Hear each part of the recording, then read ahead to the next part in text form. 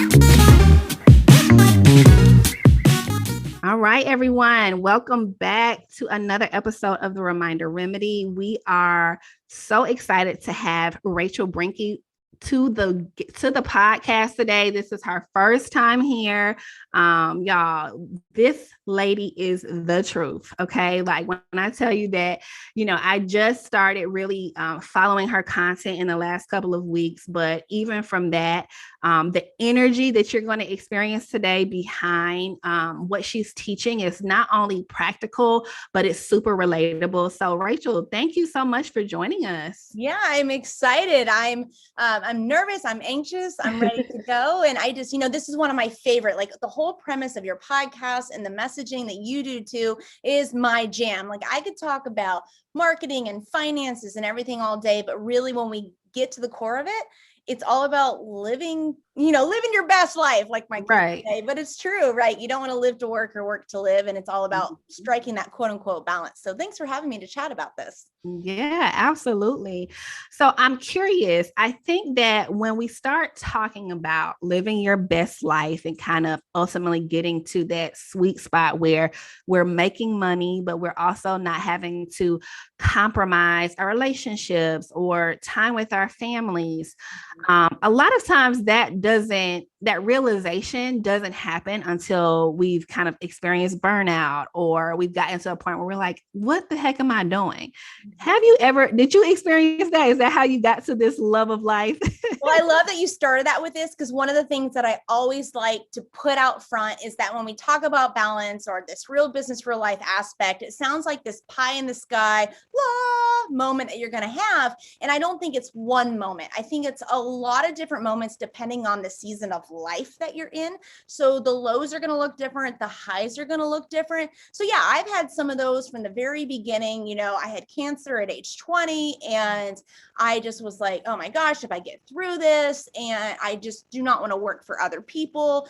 And it was hard because I was just starting my businesses while I was going through treatments. And so a lot of money wasn't coming and needed it. And that was, I hate to call it a low, but it was a low on paper. If you look at financial client numbers and that sort of stuff, that's a quote unquote low. But I'll tell you what, it was a high in that it really was like a baptism by fire of, okay, I only have X amount of time to work. I still have a kid to take care of. I've got cancer treatments to do. And so it really kind of pushed me to that high of like the first year, quote unquote, success. And I do the air quotes. Y'all can't see me, but I do the air quotes because again, it's going to be dependent upon the season of life that you're in. And I think it's really easy, especially with social media. And actually, I love that you said you looked the last few weeks, because I actually took almost the last month off of social. I really backed off and spent a lot of time with family because kids were going back to school. And again, it's all about the season that you're in. And it just really how you define it at the time, whether it's the high or the low, how you define it. Don't keep up with the Joneses, ignore social media if you need to.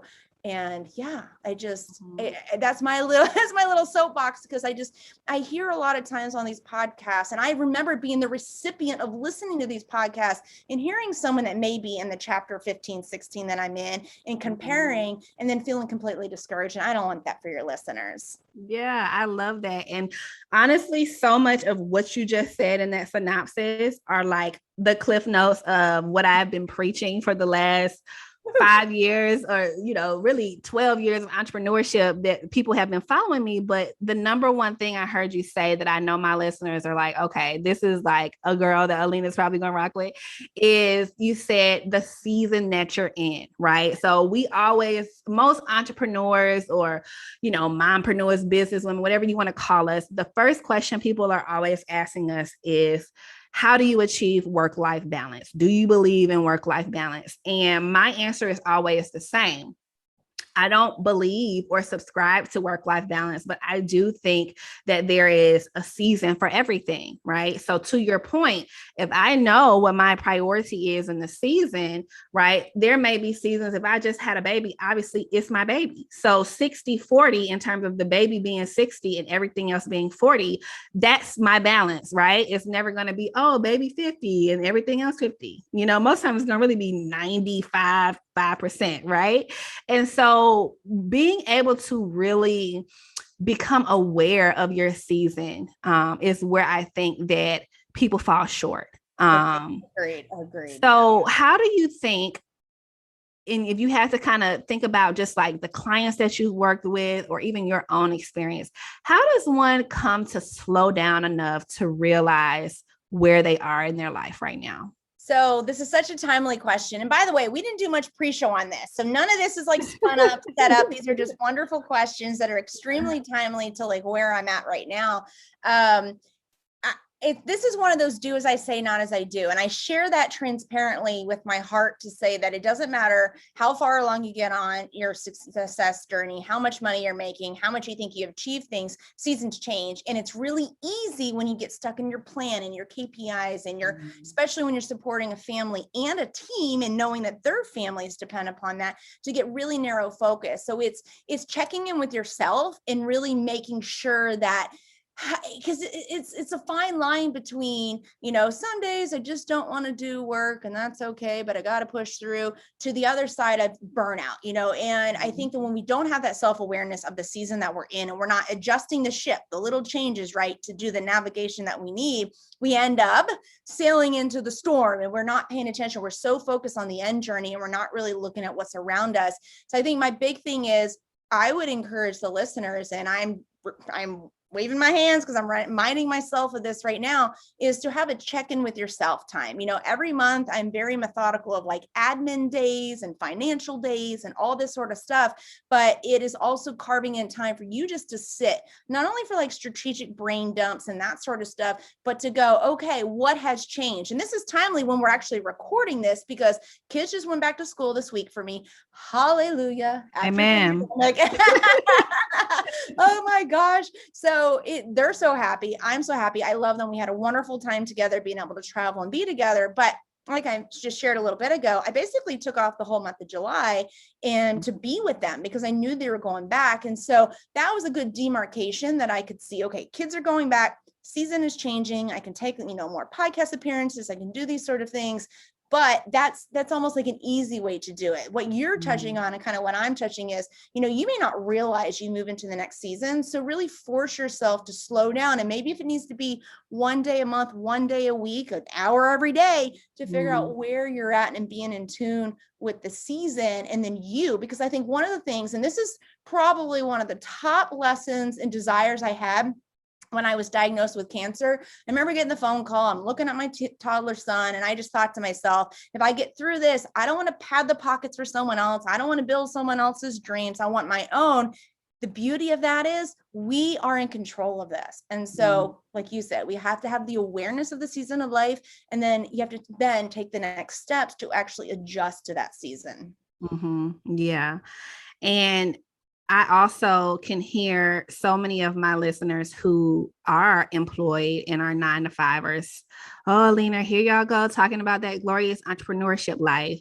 But something that I really try to focus on, especially with my coaching clients, who, by the way, are mostly executive women working at firms, is that we are in a very interesting time. Work environments are changing. Advocacy and demands from employees are at an all-time high because guess what? All of us stayed at home for the last year. We proved that we could get stuff done without having to show up. We're seeing people 4-day work weeks now. Everything is starting to change. And so when we think about seasons and understanding how can we be a part of the change so that it can impact us positively, this is a great season to do that. But I'm curious, what is some advice that you have for people who maybe feel like they don't have as much autonomy because they work for someone else? I've been there because, what's interesting, and I was visualizing this when we were talking a little bit ago about like the journey of entrepreneurship, and it's not like a smooth trajectory up. You have the highs, the lows, the little squigglies in between. And so I was in undergrad when I was diagnosed with cancer, jumped into entrepreneurship, and I knew that's what I wanted to do, but I was still struggling against the allure of stability from a 9-to-5, the pressures of society and family who now are on board because I I'm a proven concept at this point. But I remember I really struggled, and I did work the 9 to 5 a lot. So I understand that feeling. I worked at the Attorney General's office. I did all these, I had really wonderful career positions, but I understand that feeling of not having the autonomy.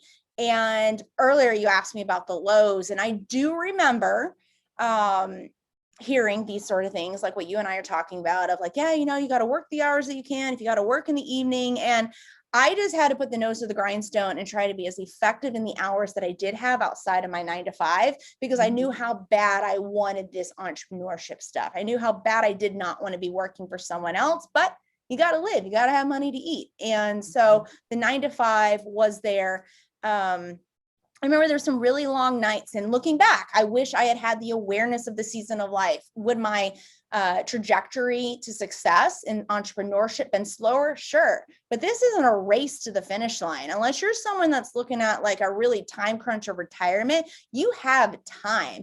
And there are so many systems available. There's so many teachers like this podcast and other information out there that I didn't have. This freemium information model did not exist when I got into entrepreneurship. So I'm dating myself a little bit. I mean, it's before Facebook.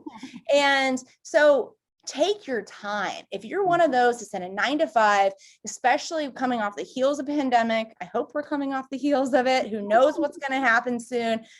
You're not on a timeline to rush to keep up with me or the next guest, you know, or anyone else. It really is all about the season of life you're in, being aware of that. I feel like we've hammered that home, but it's so key because you can't get to step 3 of making the plan in that season and 4 of executing that plan without the first 2 steps, especially if you're someone that's in a position where you don't have all this extra time. You don't feel like you have the autonomy over your hours. Mm-hmm. Yeah, that's great advice. So in the spirit of then going back and making the plan, right? I know strategy is like your jam. And I love a good session where you can just kind of dump it all out and make it make sense. But kind of walk us through, especially for some of our newer entrepreneurs, or even maybe people who are relaunching post-pandemic, what is a strategy session and what should someone be kind of inputting to get a great output from one? I think many times the idea of strategy is exactly what you just said. You believe that strategy has to be action and output. Strategy is really just a enhanced level of planning, and it's strategic planning. It's making sure the pieces fit within, like what we're talking about here, season of life, the amount of hours in the day, the amount of financial resources, physical resources, etc.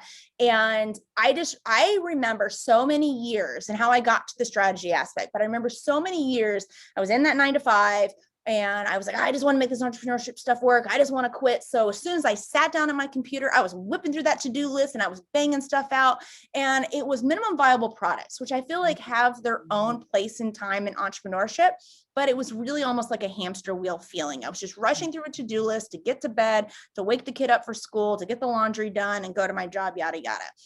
If you slow down, so whether you're a newer entrepreneur, experienced, or someone that's just considering it, strategy sessions are probably, what I was going to say is they're probably the quote unquote key to my success. But I feel pretty comfortable in saying that.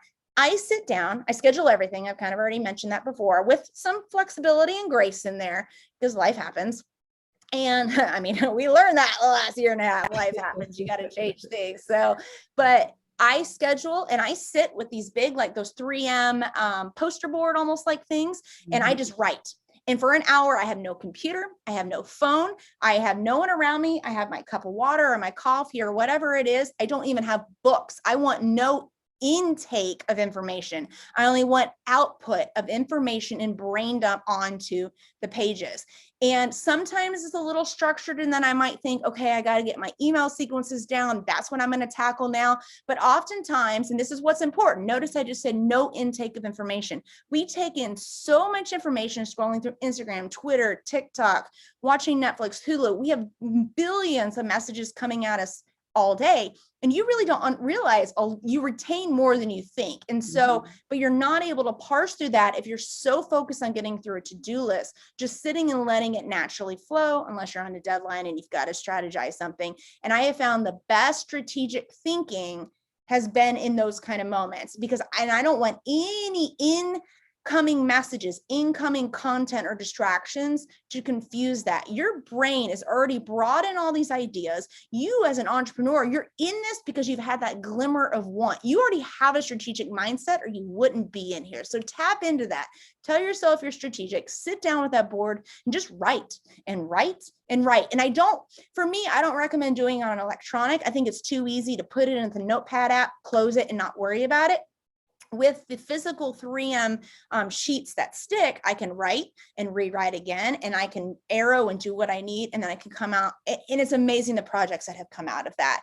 But again, so sometimes, maybe structure one day, you have an hour and a half session. It's just a free flow, like what I just described. And maybe another day you have got to sit down and sketch out new email sequence or your social media content strategy for the next month. You could purposely confine it to a topic or a specific task, but I really am apprehensive on pushing any further than that, because if you start consulting resources or checking online, you fall in a hole and you're not really in that fully zoned mindset to be a strategic.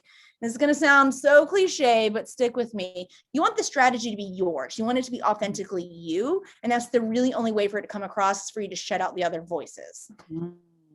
You are speaking to me right now, because I am the queen of consumption.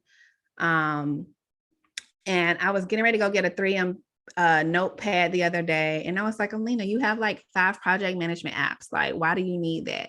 But you just gave me the approval to go do it. But outside of me just going to get another shiny, not so shiny tool, what I heard was just let everything just be silent, right? Like, hear your thoughts, see what comes out. And I don't know that enough of us get the opportunity to do that, especially not feeling like we need to have supporting data right next to it, And I think that's a brilliant tip. How often do you have those sessions? Once a week, unless I have like a deadline. So I try to brain dump as much as possible, because we're entrepreneurs. We have shiny object syndrome. We'll jump from project to project. Oh my God, my team will be like, oh my God, a new one. This allows me to kind of fulfill that need to put it on a piece of paper without like inundating them and distracting them before we're ready to like pull the trigger on that. And I think, one of the things that I don't like about using these online systems as the first go, like I'll take that paper, get a finalized like workflow, and then stick it into Monday or whatever we need to do. But if I start putting it into a system, then I become too concerned with the structure, not the content. So like the Monday task board, then I'm like, oh no, we need this KPI and this, and it's too structured. You need less structure and more flow. And this whole quiet, I'm not super woo-woo. I'm into I'm maturing in my age. And I do think you just said something that I feel like even in personal life, we could use some time to just be still and be quiet. And I really instituted that during pandemic. I had a lot of other personal stuff going on too. And just 10, 15 minutes a day of non-business, just sit and not think about kids, not think of anything else. And it's really hard to train your mind, especially as someone that may be like a type A, entrepreneur minded. You want to think about all the things you have to do and all the things you have to fix. And if you can just sit and consistently every day, just do 10 minutes every day, you're going to feel more refreshed. So when you sit down to do your strategy session, then it'll just flow better. Yeah. I love that. Now, one of the things that you said was, okay, after you come up with it, you may go do your email sequence and all of the things that come after that, right? The execution. What is your advice in the beginning? Is that something that you think entrepreneurs should do themselves, right? So we know people often say, oh, well, batch your content or have your certain days. But, when it comes to all of these different things, it can still be too much. And so I find myself often, especially for my clients who do have a little bit of cushion financially, I have them, automating, delegating, and eliminating out the gate, just because it's like, I feel like we wait too long to hire. What are your thoughts on that? Like, do we just need to all be bootstrapping and become marketing experts, or? So I am very passionate about this topic. Before I get into that, I will say, I do think that there's a time and place and that the only way to scale is to outsource. However, You need to be able to be in a position, not just because you have money and not just because you want to, you need to be in a management and leadership position. So you need to have the requisite skills to actually effectively and successfully do it. Now, here's the thing. When I was in, I was in my early entrepreneurship phase and we weren't making a lot of money and we still needed it, I was waiting tables in the evenings. And I worked for one of the major corporations, franchise restaurants, and they require that all of their management team has to start at the bottom. So they don't necessarily have to work all those positions all the time, but they at least have to commit a couple weeks to doing that job before they can even move up the chain into management. Why?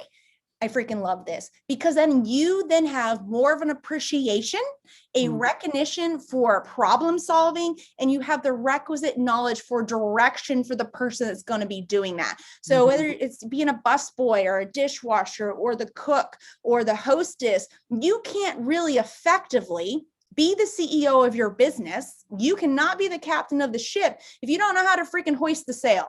So I have you can hear me I'm getting loud because yes, I feel like this outsourcing message and this batch content, I say a lot of the same things too, but it has to be at the right time and place journey, and you have to have that requisite.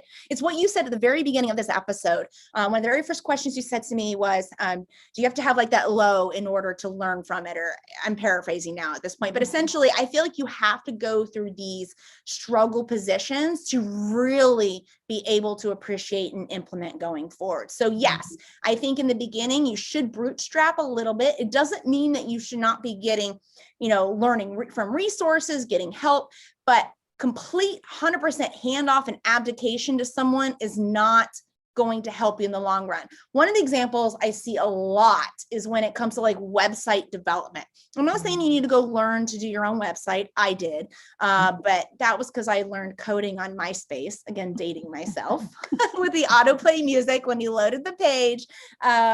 Your younger viewers are going to have, our listeners are going to have no idea what I'm talking about.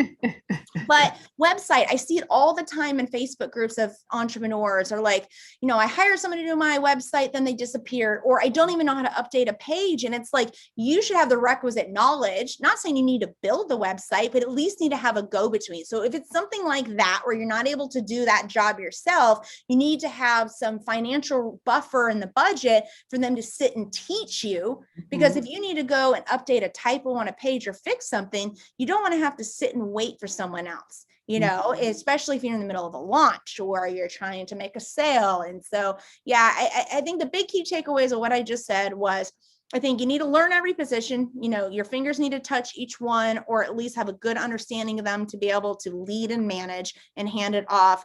But yeah, I mean, you can bootstrap and become successful. And that's another piece of this that I hear so much, because so many people are screaming online into the masses, must outsource. It's the only way to be successful. I do think it helps you to scale quicker and have longevity, but I don't think that you have to outsource in order to be successful. You can bootstrap and do it. And again, that term successful, air quotes, everyone defines that differently. Yeah, I love that. I know I remember one of my girlfriends who she started a cosmetic company, and I partnered with her on some of her sales stuff, but her ex-boyfriend literally told her that he was like, don't hire anybody to do something that you can't do. And it was like the best advice, because from there, before she hired manufacturers, she was making her own product. So when she went to the meeting, she knew what the hell she was talking about. And so that was like, I always think about that. And I have been that person who's hired fancy designers because they're great designers. And then I can't change it because I don't know how to work, Adobe, whatever. Right. So, I mean, I built my website from the ground up because I want to be able to edit it every day. I'm trying to convert numbers. I want to change copy. So I think that even that specific example is great advice. And it's also one of those things that I think encourages people to just kind of roll up their sleeves and get a new skill set. I was in a conversation earlier this week.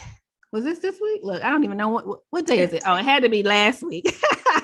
Last week. And we were just talking about different opportunities to professionally develop ourselves.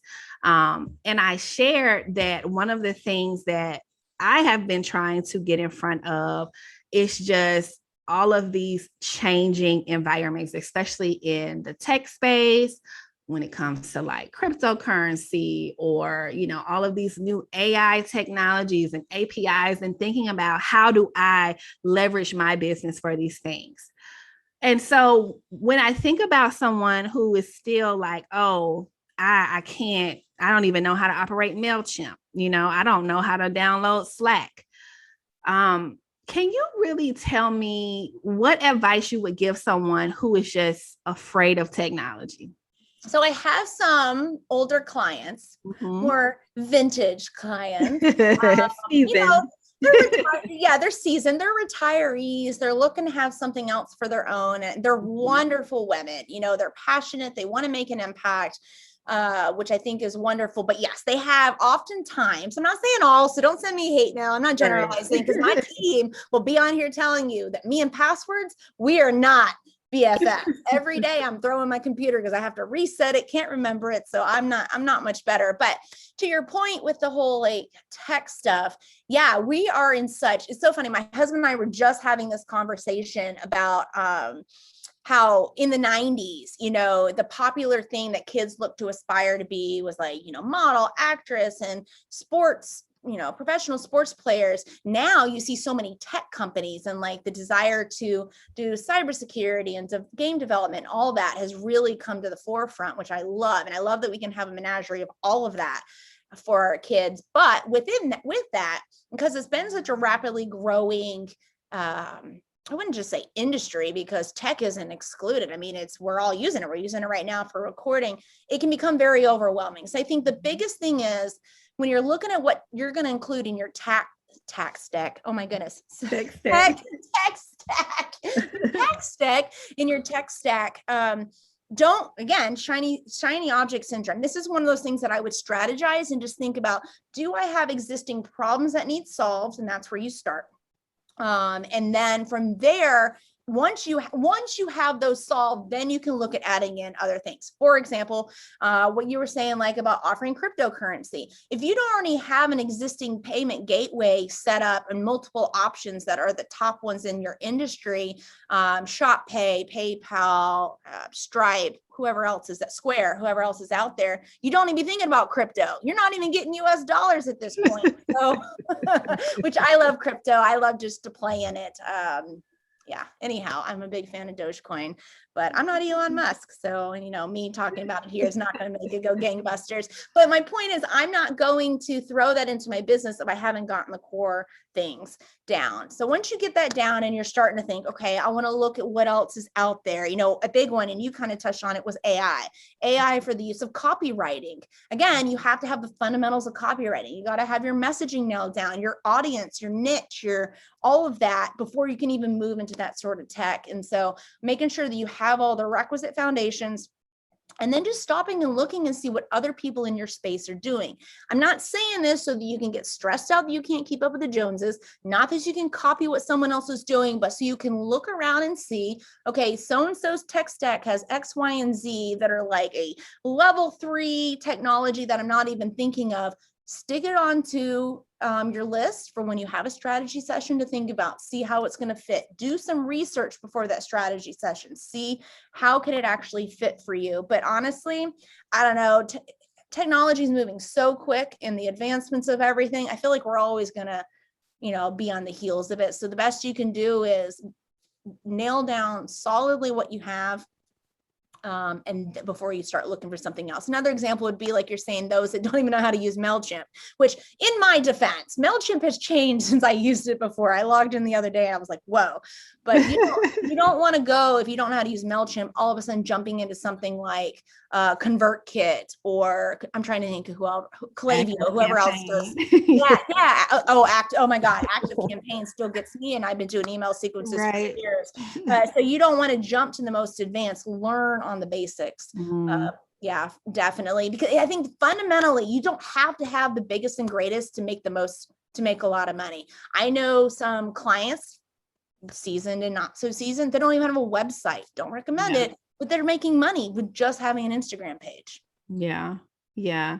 And just to show some love to some of my more advanced clients who, they're running everything on evergreen right now and living on the beach. They are huge, like tech stack girls. So if you could share any of your favorite tools or hacks for, running online businesses, what would they be? For me, biggest thing is managing a team, so that I can be on the beach and have very few hours a day to work. We use Monday.com, which is task board. It has workflows. You can also use it for forms, etc. So we do a lot of intake, outtake with that. Our podcast processing, all of our social media content, our KPI planning, all of that. Slack, interoffice messaging, Zoom. And then Klaviyo is because we have e-commerce. Klaviyo is our sequence flow, whatever you guys want to call it. Everybody calls it something different, but like your automated evergreen sales funnels from the shop and from the email stuff. And so those are if I had to get rid of everything and only keep like 3, those would be the main 3. A 4th would be like an automated social media scheduler. Other than that, I think I relatively could do without anything else. Not that I don't love to have it, but those are the core ones that I think I could still successfully run my business really well.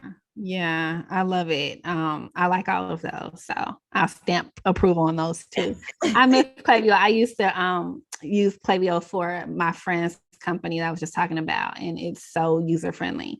But I digress. So I want to talk a little bit about making money, legally, and that's even a bad way to say it, but I know that you have, a legal background and that you are all about just making sure that people are set up to make money, which I love that because, my podcast listeners know that I made a ton of money when I first got into entrepreneurship, almost too fast, and really suffered on the back end when it came to, having to hire an accountant after 3 years of not really doing it right and having to pay self-employment versus being able to pass stuff through. So what are like some of the things that you could advise on people? So I really have 2 parts to this question. So I'll start with my first question. When do you feel like people can honestly make money when they're starting a business? And I know that's such a broad question, but let's look at it from a standpoint of service-based business, because a lot of my clients are they're business coaches or they're consultants. And a lot of them are just coming off of their 9-to-5s, and they just really want to know, how do I make all the millions that everybody else is making? And I know that's kind of like, broad. No, I love this topic. And, it's so funny because I kind of grew up in a conservative household, not politically, just in that you didn't air your dirty laundry. You didn't talk about money and that sort of stuff. But so it was a really long time before I was able to come forward and be like, let me share my money.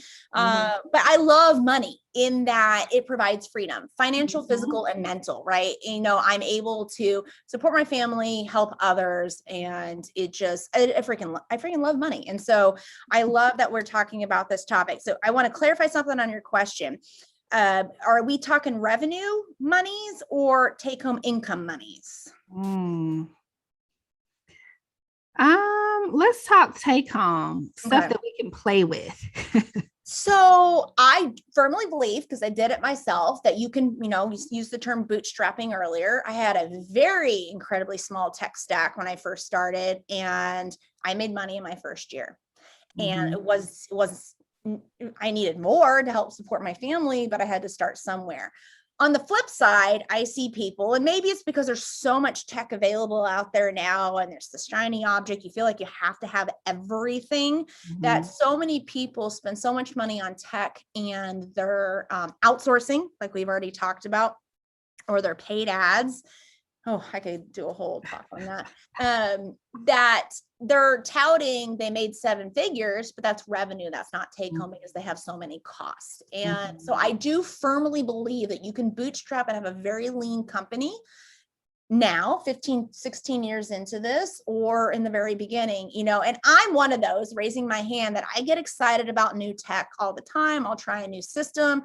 My operations manager, God love her, she's the one that every month is like, all right, dude, are you using this system? Because she wants to be as lean as possible for us. And so, yes, I do believe whether it's you by yourself or you with the team, you can have I believe that you can have income and you can do it very, very well. I mentioned before, I have clients that don't even have a website. So they're doing it very lean, and they're able to do that with very super targeted messaging, knowing who they're talking to and what their unique serving position is. So I bet your second question has to do with the legal setup of that, of your business, right? Okay, go ahead. Yes. I mean, that's basically it. It's kind of like, how do we make sure that upfront, especially, for women who maybe just never had to really roll up their sleeves and do that for their household? How do we make sure that we're covering ourselves on the legal side financially?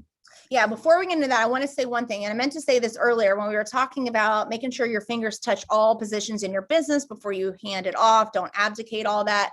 I meant to exclude some, professional type services. You're not an attorney, you're not an accountant. However, with here, what we're talking about, I think everyone needs to be legal from the very beginning. And I know I was someone, I didn't have two nickels to rub together in the very beginning. So if you can make that a plan to be one of the very first things you reinvest in your business in is legal setup, and I'll talk about that here in a second, I think you should do it. However, I don't mean for when you hire an attorney, you hire a CPA, a financial planner, you don't just abdicate everything to them. Find someone, do your research before you go to them, but then have them guide you, but really find someone, especially attorney. And I think this is where I feel I am different than a lot of other attorneys. I've been an entrepreneur. I'm still an entrepreneur, but I'm very business minded. And so having someone that's going to teach you and explain to you the options and why, not just their recommendation and blindly doing what they say, is so important. And because again, you're the CEO and captain of this, you want to make sure that you're able to make the changes between one structure to another, why it's happening or whether you want to or not. And so don't completely abdicate that kind of stuff. Just outsource. However, you're going to need professional help. We all need professional help. We're all a little crazy in the mind sometimes, especially after pandemic, that's for sure. No, I don't make light of that. I truly believe that we all could benefit from having even that sort of professional help and support in our lives. But to answer your question, legal stuff as soon as you can. So getting like your entity set up, whether it's like a limited liability company or a corporation, it's going to depend on your business, your structure, like your business structure. Do you have employees, contractors? Do you plan on having investors? The quickest you can get that to help insulate yourself from liability is so incredibly important, because while you may not, like, let's say, take your friend with the cosmetics, right? Your friend may do all the testing she's legally required to do. She may do everything she wants to do, but you never know, she's going to have a crazy customer who decides to try to blame lipstick on her lips falling off or something, right? And, you can show up all day in court, but you still want to try to limit your liability. So like the big three that I always recommend, quick checklist for y'all, just mentioned one. It was like having the entity set up first. You're going to talk about your legal entity with a business lawyer and with a CPA, because like you mentioned, there's like tax benefits, but there's also liability benefits. Having proper liability or just general business insurance, and then using proper contracts, especially if you're service-based. This is incredibly important, but having like services contracts in place in order to protect you, outline expectations, and just kind of put that legal shield around you if and when a problem happens, because you never know, we're all human.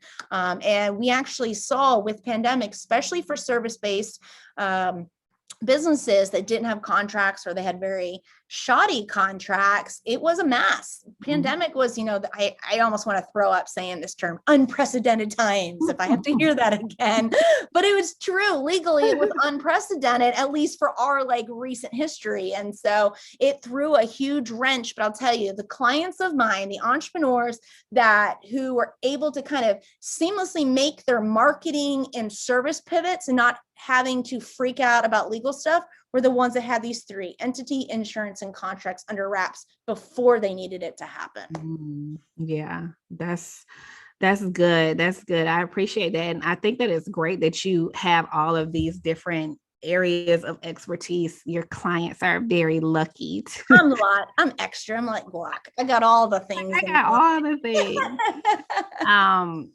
And I love that you say that, because when I think about how my listeners tune in to obviously get tips, they also are very engaged in like who the person is, right? I normally, if you didn't have so many skills, I probably would be all in your like background story, because I'm like a stories girl. So like, what did your mother and father do? Where did you grow up on the farm? But I definitely wanted to kind of pick your brains today. But I also want to understand how someone like you, which I would consider, a high performing individual, how do you really map out your life, right? So one of my signature programs is called Life Crafting, which is really about acknowledging the whole woman, and I think that so much of what we're taught is based on that kind of achievement domain. So do well in school, get a job, do well in career, and it ends up becoming the majority of what we spend our time focusing on. And so we end up neglecting our health, or,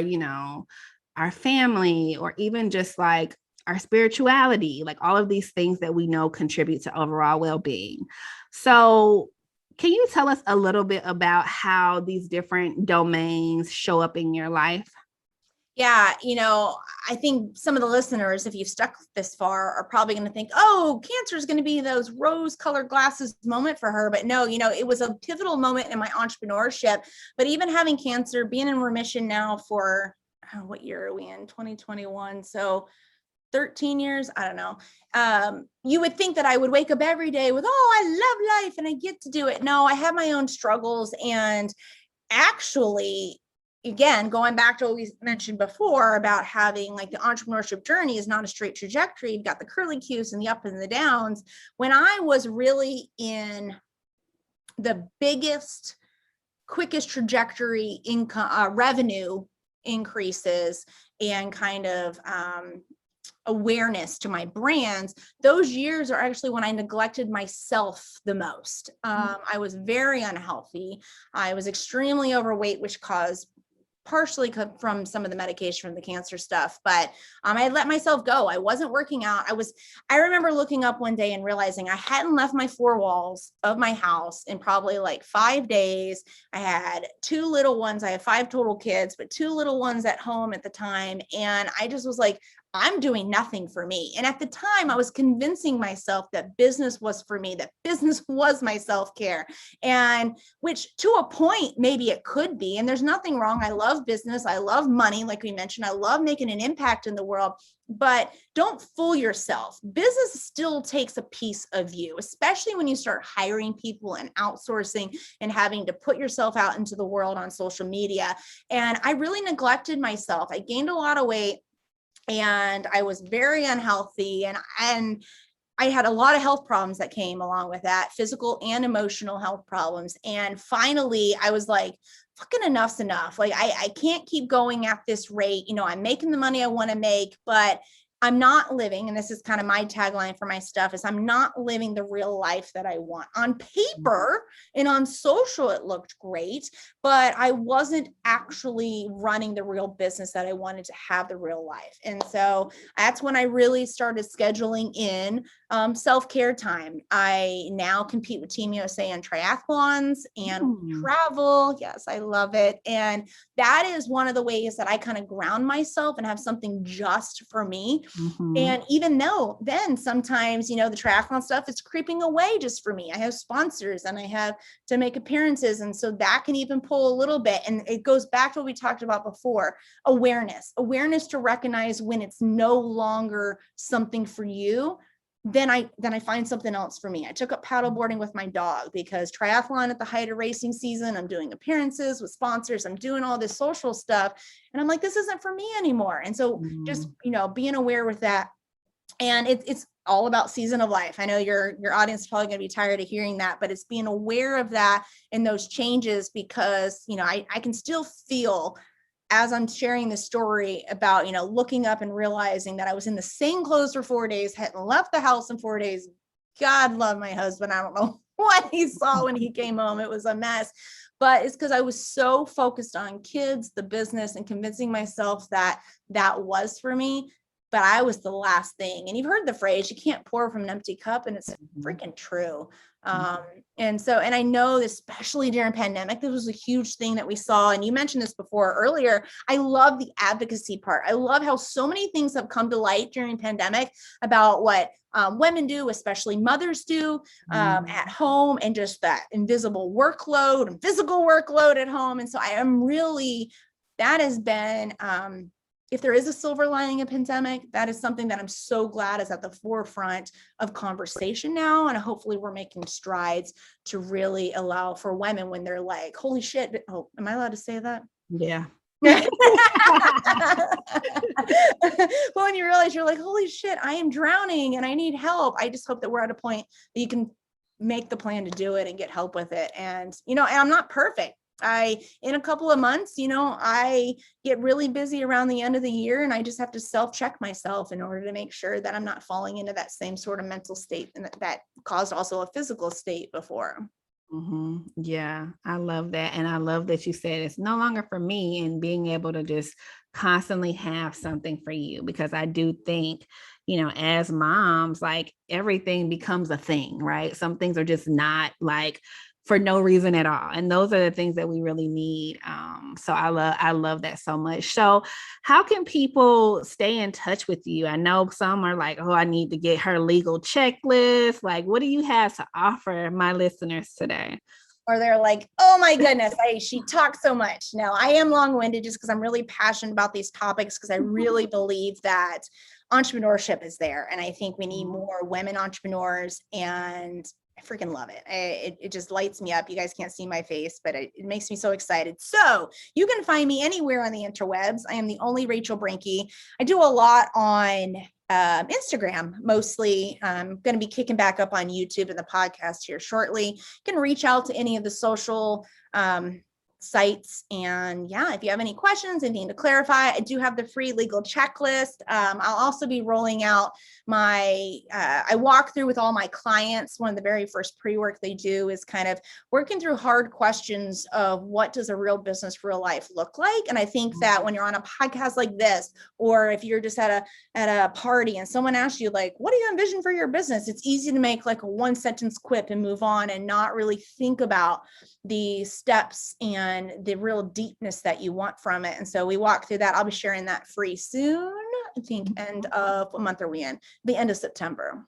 Oh, okay. I love that. Yeah, I think that the more detail we can get, right? It's almost like one of those things where I'll have my clients just like do a dump of the things that you think you're about to do this week, right? And then we pull up their calendar and I have them drag it. And it's like, you only got 5 hours. How you doing all of this? Like, let's be real. Like, how is it going down? And then just, again, the more awareness we can have, and then just being able to kind of pivot, right? Move as we need to move, and make the adjustments, and not being afraid of that, I think is going to be key, especially for women when things are just like always changing. Lord, please don't let these kids come home. That's all I ask. If you just answer Girl, if they close school, I told my friend before I got on with you, she texted me to check in on me. I said, if they cancel school, I'm going to be like Jesus in the temple, flipping chairs and tables at the school board office, which I get it. Like, it's not that I don't want them home. It's just, oh my gosh, they were tired of the virtual, that stuff. So, but one little encouraging note I think I would give to that, if you're someone listening and you're coming off the heels of having kids at home, or, getting ready to face it again, you're in a position of entrepreneurship. And I think that's one of the best things that I've been able to impart to my kids. They've learned so much about entrepreneurship being home from school. Before, they just thought, oh, she talks on Zoom all day, she's on TikTok, whatever. But I would walk them through the different things that I do, and they learned. And yeah, I think that's definitely a piece that I'm putting into my goals for my business this year, is just to further that education for them. Because who knows, everyone gets inspired. They see what you put on social, what I put on social. You're inspiring other women. I want to inspire my kids too. And I think sometimes I forget to share about the steps, they just reap the benefits. Right. Yeah, no, I definitely can. We actually ended up starting a business for our kids during the pandemic. Love it. And they're much younger, but I don't even know how old your kids are. I'm talking about much younger, but they are young, so they don't fully understand it. But we talk to them about distribution and packing orders, and my son is like, well, why haven't you got a Tesla yet? And I'm like, because your business didn't make that much money yet, sir. Why haven't I gotten a PlayStation 5? Because you did not sell any product this week. I love the lessons. I think that's wonderful. Kudos to you for that. Yes. Well, thank you so much for joining us. And I look forward to that new freebie, and anybody who is listening, please feel free to check her out. She has a ton of information already out there. So, get to it. All right, Rachel. Thank you. Thanks. Have a good one.